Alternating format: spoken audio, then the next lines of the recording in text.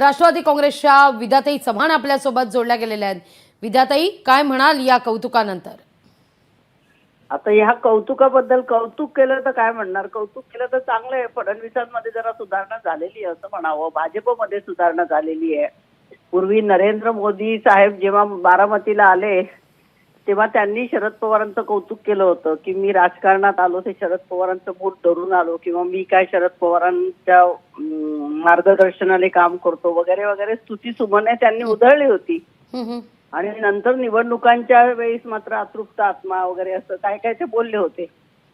परंतु आता देवेंद्र फडणवीस स्तुती करतायत, म्हणजे पवार साहेबांनी जे चांगलं काम केलंय, यशवंतराव चव्हाणांनी जे चांगलं काम केलंय त्याला चांगलंच म्हणायला लागेल। अगदी त्याला जर वाईट म्हटलं तर फडणवीसांवर प्रश्नचिन्ह निर्माण होईल, आणि म्हणून मला असं वाटतं त्यांनी आता पवार साहेबांची स्तुती केली आहे, आणि बाकी त्यांच्या मनात काय ते फडणवीस साहेबच सांगू शकतील, आपण काय सांगणार। अगदी विद्याताई, धन्यवाद आमच्याशी संवाद साधला त्याबद्दल। लोकशाही मराठी ऐका, पहा, जागरूक रहा।